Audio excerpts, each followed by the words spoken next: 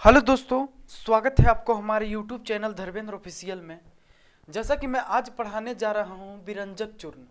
ये विरंजक चूर्ण क्या होता है तो आपने सुना होगा। विरंजक चूर्ण ये मेरा रासायनिक नाम है, लेकिन आप लोग गांव में सुना होगा इसका नाम ब्लीचिंग पाउडर। ब्लीचिंग पाउडर अगर जो किसी कुएं में कीड़ा हो जाता है तो उस कुएं का पानी को सुखा दिया जाता है।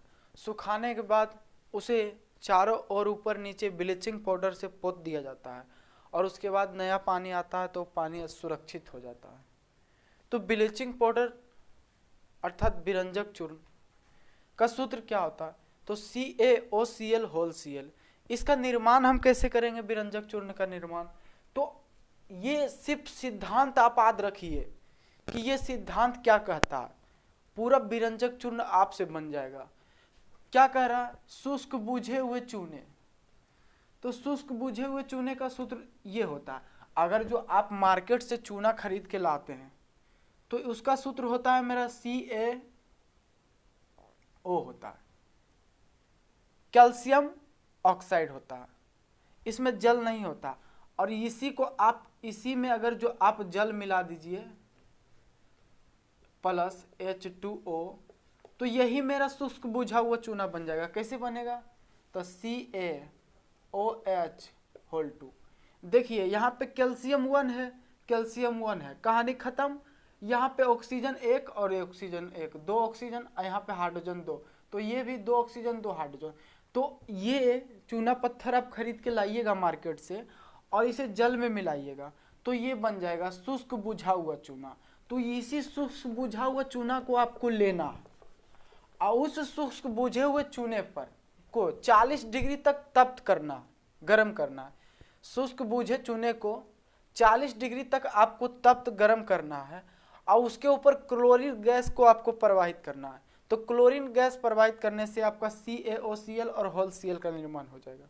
तो कैसे होगा? तो सर्वप्रथम आप शुष्क बुझे हुए चूने लीजिए, CaOH होल 2 ये ले लिए, ठीक। और ये लेने के बाद आप क्या कीजिएगा तो इस पर क्लोरीन गैस प्रवाहित कीजिएगा, Cl। कितना डिग्री पर तप्त बोल रहा है? 40 डिग्री, 40 डिग्री तक। तो आप देखिए कि ये बना सकता है CaOCl, CaOCl ये मेरा होल Cl। तो यहाँ पे CA1 कहानी खत्म, ठीक। और यहाँ पे देखिए Cl2 है, यहाँ पे Cl2 है और यहाँ पे अगर जो गुना कीजिएगा तो एक Cl बाहर एक Cl बाहर, अगर जो गुना कीजिएगा तो यहाँ भी Cl2 हो जाएगा। तो ये दोनों का कहानी खत्म हो गया, ठीक। यहाँ पे मेरा सिर्फ O बच रहा, तो एक O यहाँ से ले लिया, यहाँ पे चूंकि 2 O है तो एक O यहाँ से ले लिया यहाँ पे, तो मानिए इसका भी कहानी खत्म। तो मेरा यहाँ पे क्या बच रहा? मेरा यहाँ पे एक O बच रहा, 2 हाइड्रोजन बच रहा। तो क्या H2O हम बना सकते हैं जल? तो बन गया जल मेरा। तो इसका निर्माण होता है शुष्क बुझे हुए चूने पर। शुष्क बुझे हुए चूने को 40 डिग्री सेल्सियस तक तप किया जाता है और उस पर क्लोरीन गैस प्रवाहित की जाती है तो विरंजक चूर्ण अर्थात ब्लीचिंग पाउडर का निर्माण होता है और जल का विस्थापन होता है। तो ये तो आप निर्माण कर दिए विरंजक चूर्ण, लेकिन इसका गुण क्या है आप जानते हैं? तो यह एक सफेद चूर्ण होता है। अगर जो आप भी मार्केट से खरीद के लाइएगा तो इसका कलर सफेद होता है, ये सफेद होता है, सफेद चूर्ण। और अगर जो इससे आप सूंघिएगा ना तो क्लोरीन गैस की गंध निकलती है। तो ये सफेद चूर्ण होता है और इससे क्लोरीन गैस की गंध निकलती है। तो ये एक पहला गुण हुआ, इसका पहला गुण हो जाता है यह सफेद चूर्ण है, सफेद चूर्ण है। और Cl2 गैस की गंध निकलती है,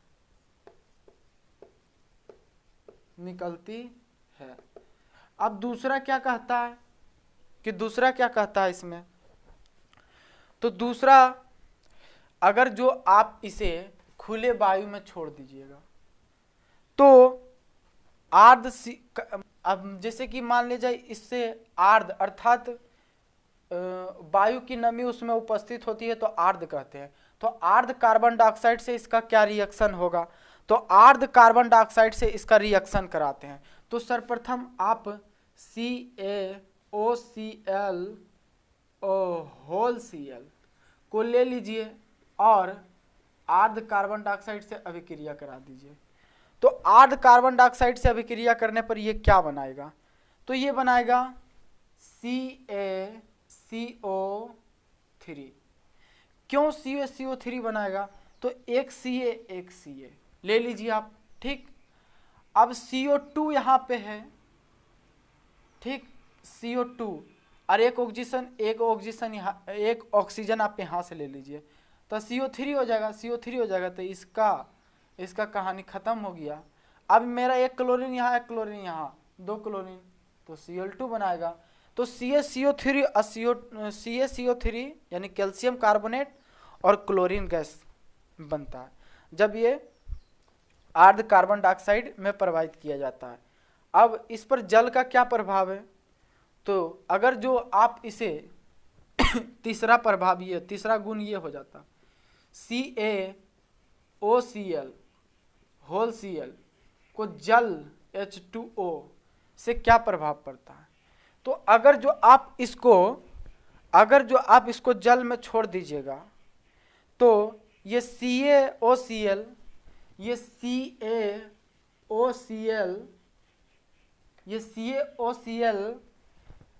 ये बनाएगा मेरा CaOCl होल 2 बना लेगा। अब प्लस में ये बनाएगा, क्या बनाएगा, CaCl2। अब देखिए कैसे बनाएगा कि आपने यहाँ पर CaOCl होल Cl लिया, जल में डाला, तो यहाँ पे Ca1 OCl, ठीक, OCl हो गया। उसी प्रकार इसमें आपको जल में यहाँ ऑक्सीजन है, एक ऑक्सीजन यहाँ से ले लिया, OCl बना लिया। उसी प्रकार Ca आपको यहाँ पे आप देखिए यहाँ पे कि CaOCl, सॉरी यहाँ पे मैंने गलत लिख दिया था कि यहाँ पे 2 मोल का लेंगे, 2 मोल का CaOCl होल Cl यानी 2 मोल का विरंजक चूर्ण लेंगे। अब जो है इसको देख लेते हैं। तो आप देखिए यहाँ पे 2 Ca है और एक Ca यहाँ, एक Ca यहाँ लगा दिए, कहानी खत्म। उसके बाद OCl यहाँ लगा दिए, OCl यहाँ लगा दिए, यहाँ पे OCl, ठीक, और Cl, ठीक है, Cl, एक Cl बच रहा है मेरा। तो एक Cl और Cl क्या Cl2 बना सकता है, बिल्कुल Cl2 बना सकता है। ये Cl2 और यहाँ से ये Cl गया लेके, तो ये CaCl2 बना लिया और इधर ही पहले बना लिया। तो देखें आप जल का प्रभाव क्या पड़ता है इसमें, जल में छोड़ने पर CaOCl होल Cl बनाता है और कैल्शियम क्लोराइड का विस्थापन होता है। तो अब ये जल का भी प्रभाव हो गया। अब हम अम्ल का प्रभाव करेंगे कि इस पर अम्ल का क्या प्रभाव होता है।